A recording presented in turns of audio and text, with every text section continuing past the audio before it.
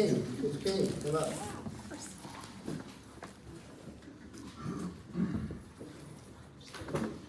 Good afternoon. I look forward to this meeting, this luncheon meeting, every single year. And before we get started, I would like to acknowledge my dear friend, Dr. Ralph Alvarado, taking time from his busy day to join us. And if you've not had the opportunity to meet him, please, I think you would really enjoy getting to talk with him before you leave this afternoon. Before I get started on a session review, I sincerely think what I'm getting ready to say is probably the most important thing I'm going to share with you all today. And that is, Mercer County is blessed with an incredible judge executive and fiscal court magistrates that are professional, of highest integrity, studious, love their community as much as anyone in this room. So it's absolutely absurd to me to see fellow community members attack the people that are serving us. So I really wish we could keep that in mind as we take on challenging issues in our community. Okay, let's get to session.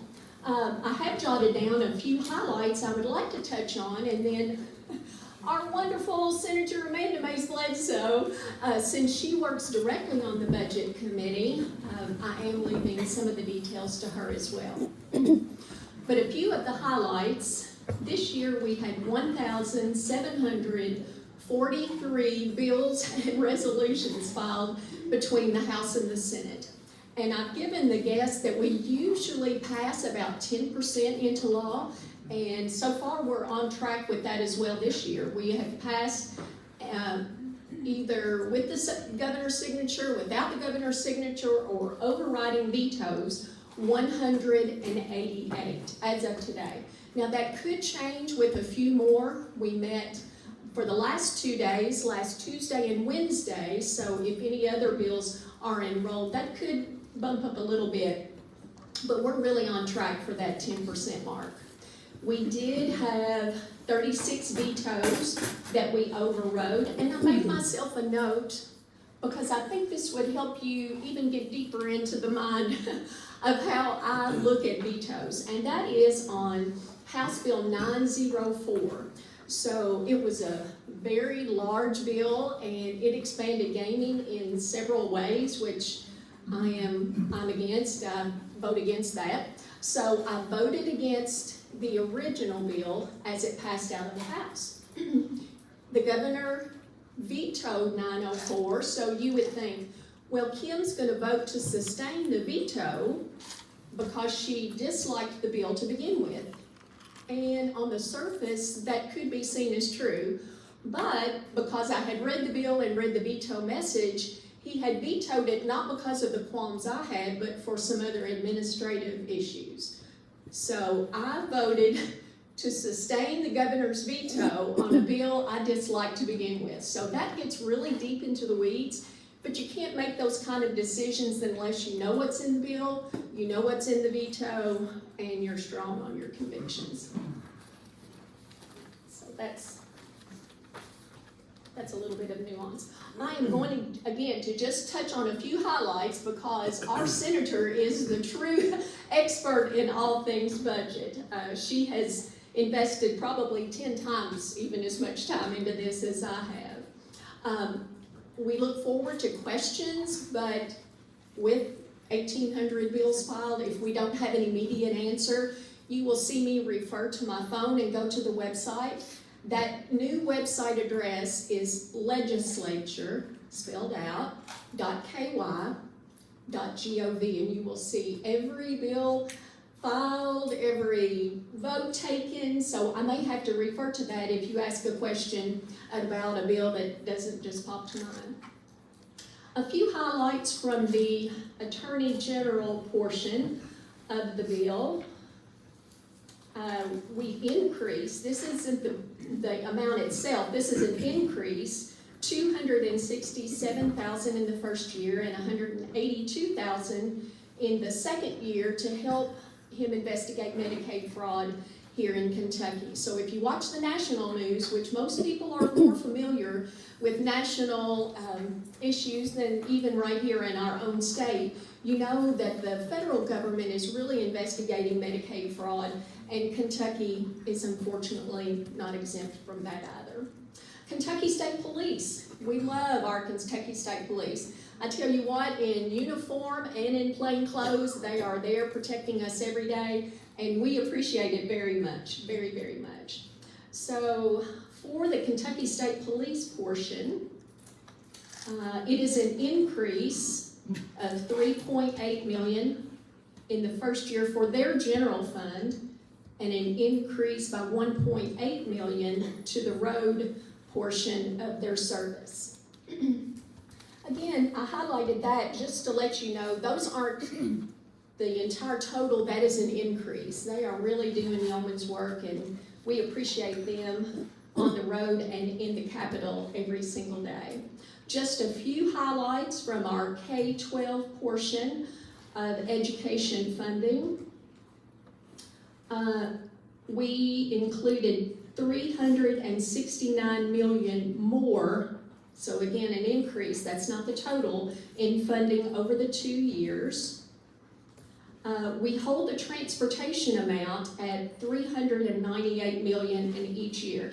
And I highlight that because that is the governor's recommendation that he had in his budget request, and hopefully that carries weight with people that may not necessarily agree with Miss Amanda and I, but the governor, that was his number as well. Just a few highlights from public health, looking at my time here. We're increasing the federal funds for rural health transportation programming by almost right at $213 million. I know we're very interested in rural health in our little rural community. And I have all of this spelled out. If anyone is interested in the court budget, and I know some people probably are, there were some questions publicly about how those were cuts and they're not. And anyway, I have all of that spelled out. It might be easier for us to go over that sheet with anyone that has concerns about the judicial budget. But it's an additional, again, not final total, additional $14 million over the 2 years. And there are salary increases. We've increased their ability to have fines and filing costs, that they will be able to include that in their budget as well. So to allow time for questions, I don't know if Miss Linda wants to go on to Miss Amanda, and then we can answer questions together upon her remarks. Hi, lady. Always good to see you. Yeah, thanks for being here. I apologize for being a few minutes late. Trying to be in 4 counties at one time doesn't work. The drive time, I'm heavy on the pedal too, so I gotta be mindful how fast I drive, 60. It's a pleasure to be with you all this afternoon, and I'll just give a quick kind of feedback on what Representative King shared about the budget, and then really want to answer questions, because in a long session there was quite frankly too much to go over in a few minutes. And so just broad-based, this was a very interesting session. Not being in the Capitol was challenging. I think accessibility was really frustrating. There were a number of school groups who I know wanted to come and said, we can't get in to watch you do work in the floor, and so they didn't come. That was a little bit of a challenge. We also had some security threats, which made second floor, which is the Senate floor, we've always had very open, and this year we were not able to do that. You had a lot of check-in at the front.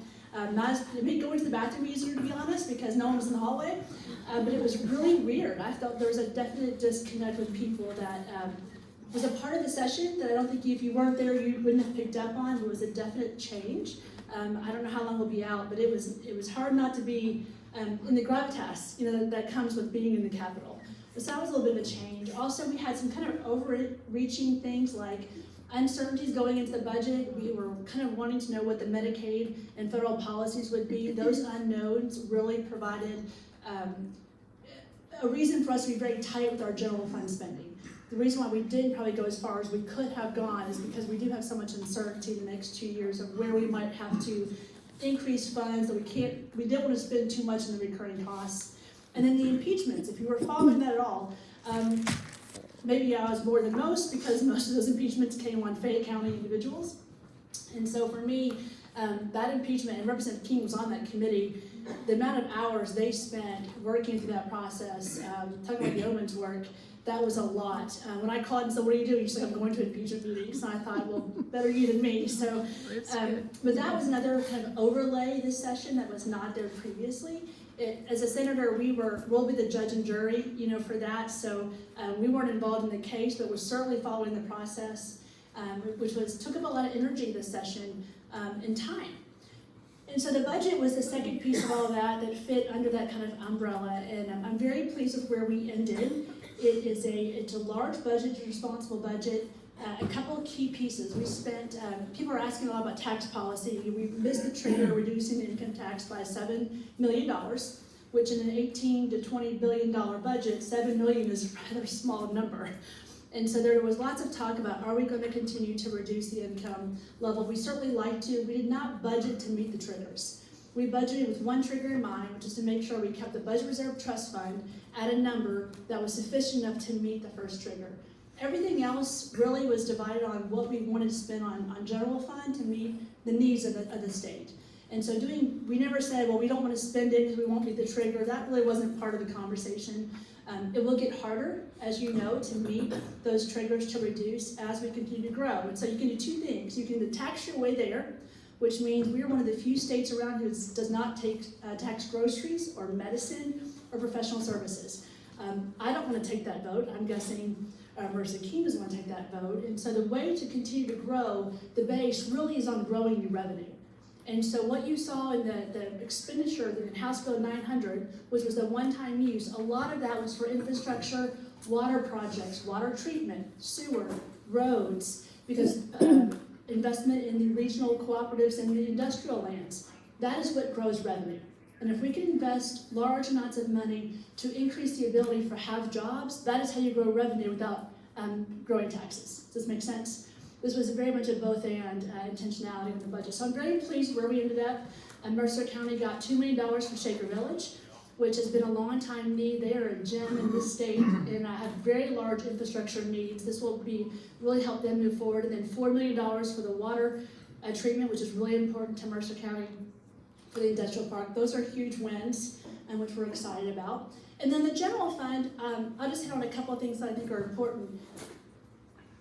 Maybe winners and losers, because we had some winners and losers this session. We didn't get the housing bill or the alcohol bill or the data center bill over the finish line. All three really important pieces of legislation. All three got stalled in the Senate, so I'll take the blame, or at least the challenge fell on our side of the chamber this time, which was really unfortunate. Some of that came down to timing of just trying to get the omnibus things over the line. Some of it came down to just flat out difficulty is the best I got. And it was hard. And so those are, Speaker Osborne and I were together on Friday at the state chamber. That was a little awkward because the House had done their job and he looked at me and said, well, you didn't do yours. I'm like, we didn't.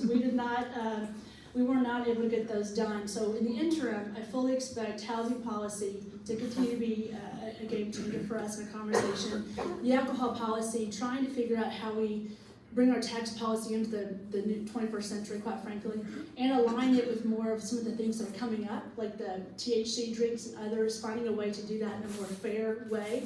That's the other one that we'll work on. And then the data center bill, which I worked on very strongly with Representative Bray, also didn't make it. But we did do a lot of work in the Public Service Commission. So Senate Bill 8 increased the Public Service Commission members from 3 to 5, and they're going to be appointed by the governor but confirmed by the Senate. We also increased their statutory requirements on their background and qualifications to be on the PSC. So it can't just be someone we like. It has to be someone who's qualified to play a role there, and increase their conflict of interest challenges. So long term, it's really hard for us as a state to set policy sometimes on land use and local control. And the challenge in Frankfurt often comes down to how much do we allow the locals to control, how much do we step in, and where is that balance? And that's part of why the housing bill, quite frankly, didn't get over the finish line, is we could not find that balance in our chamber. But the PSC, I do think now has better tools than they did previously to help some of those things make sense. So those are some those are really some of the challenges. The good things that got over the finish line, the child care bill, House Bill 6, vitally important. I mean, after COVID, you know how much we lost of our child care system, the structure. It just flat out went away.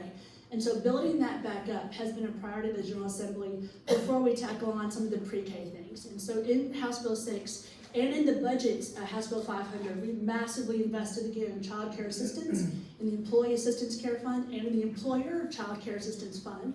And we privatized that so that the more employers will take advantage of it. And then lastly, I was on the farming community. I don't know how many of you saw the aviation fuel tax conversation. But that has been one we have been talking about for a while. How do we leverage corn and getting aviation fuel with using corn? This is going to sound crazy, but there's no state doing that right now. And between CVG, Louisville, and Lexington, we have a real opportunity to partner with our farming community and make that into reality in the next couple of years and be the first state to convert that. Why does that really matter? European countries are no longer going to take diesel fuel. And so if we can provide a way for us to be the #1 hub for Louisville and Cincinnati in particular to do international flights, a game changer for us as a state. And that's a really cool way to partner our rural areas with our urban areas on some leveraging of resources and be really positive. So those are all good things. On the SEEK formula went up 2% per student, which is good. That's a positive investment in education. Senate Bill 4 was another good one, which provides some strong leadership for our principals. And then when you talk to most teachers, if the teachers are great, but the principal's not leading well, the system kind of fails. And so Senate Bill 4 provides principal leadership. And I know several principals who have gone through this program. It's provided through a partnership with the state chamber. It's been awesome. And we did increase funding for that as well. So they'll have the resource they need to get more teachers or principals through that program. So I could go on and talk because I sat through hours and hours and hours of meetings on budget, but we want to open it up and take any questions you all have about legislation or specific budget items. The HALO Act was another one that was important that came out of the Senate that was passed to ensure our law enforcement has plenty of room to work and engage without people engaging maybe in behaviors not always helpful to a crisis situation. So I'll stop right there, and if there's any questions. You jogged one tidbit of information that popped into my mind when you were talking about the individual income tax. I see some new faces in the room, so some of you may have not heard my official position on where we are on that. I have studied this for years, and I'm really the most impressed with Indiana's model. About a 3% individual income tax is what I think Kentucky can sustain for the very reasons Miss Amanda mentioned. I don't want to put a tax on groceries, residential utilities, or medicine. So to the best of my mathing, as the kids say now, I think that's as close to zero as we can get. But if some new opportunity changes my mind, I'm open to that. But so far, that's what I think we can logically get to. But any questions? You're not going to hurt our feelings. You're not going to make us mad. Too late for time for one or two, maybe. Okay, one or two. Wow, you're so overwhelmed. You want to tell us about the data center bill you proposed or you support? Sure, it was House Bill, I'm sorry. No, that's okay. I am a House Bill co-sponsor on 595, or 593. 593. It came out of the, I was co-chair of the Artificial Intelligence Task Force, as well as Josh Bray, who was the House chairman. This was I led on Senate Bill 4 last time. He did House Bill 593 this time, and we worked in partnership. And it passed out of the House, came to the Senate. Now, I will say, in a lot of these areas, both chambers passed bills to get public vetting, public support, and then they get to the other chamber and they're fixed, but they both leave the other chamber knowing they have stuff to finish. There were some things on our end that were harder to finish on that bill. And that is why the PSCs basically adopted everything we put in 593 as a matter of their protocol and principle. So a lot of what we wanted in that bill got accomplished through the adoption of the PSC and their protocol, which is good. It just didn't, the House bill didn't pass. And it required a couple things. It required them to have a $75,000 payment fee when they have a data center that come through. It requires them to provide all of the water and infrastructure so that it's not passed on to consumer. The biggest concern for us is that someone comes in and takes the burden off the rest, and then that's passed on to other shareholders. We want to protect our consumers and our constituents as much as possible. So that protected them to ensure that the data center themselves had to provide the water, infrastructure, and the power so that it's not passed on to anybody else who happens to live alongside. Those are the biggest, and a long-term plan. Those are the biggest things in that bill. And like I said, the PSC has adopted that. And the biggest challenge, you have utility investor-owned utilities, and you have your rural cooperatives. Both have different tariffs, different models of how they leverage power and energy. And it became very difficult to navigate that through legislation. And so the PSC has a model for those who are in industry, investor-owned utilities. Why is it so hard for me to say? Investor-owned utilities have a different model than the rural cooperatives do, and that's okay. The tariffs are the important part, making sure they're paying their fees back to protect the consumers. My only adding comments to that are, I was a co-sponsor of that bill. And again, going back to frustrating social media, the title of that bill is An Act Relating to Data Centers. Well, the keyboard cowboys that, just try to upset and cause turmoil say, they're passing legislation to pad their pockets and get a kickback to bring a data center to our community. Well, nothing could be further from the truth. It was full of safeguards that Miss Amanda just went over. So please don't fall prey to social media. If you have a question, ask us. Don't go by the title. It was an act relating to data centers, but it wasn't opening an invitation to come in and take over our county. So, And I'll just Please- piggyback on that. please stay on track. Data centers are, not just data, but energy policy in general is really important for Kentucky. It's vastly important. We are an energy producing state. We are because of the nuclear opportunity we have in Kentucky, particularly in the western part of our state, it's important. And so how do we navigate allowing something within the right framework, the right place, the right time? And that can't be done through statewide, right? That's a local control issue, as well as trying to make sure we have the protection in place, which is what we did. And all these things are challenging, to be honest. But the power situation for Kentucky and how we do energy policy moving forward is another one that's interim that it will stay around. But it's too important not to. I think we're getting the shepherd's All right. dog. Thank you all.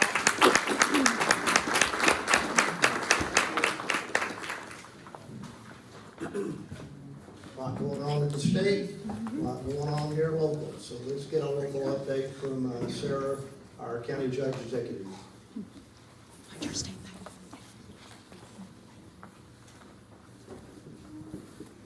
All right, well, I first want to thank the ladies that were just up here, Representative King and Senator Bledsoe, for all the work they've done for Mercer County.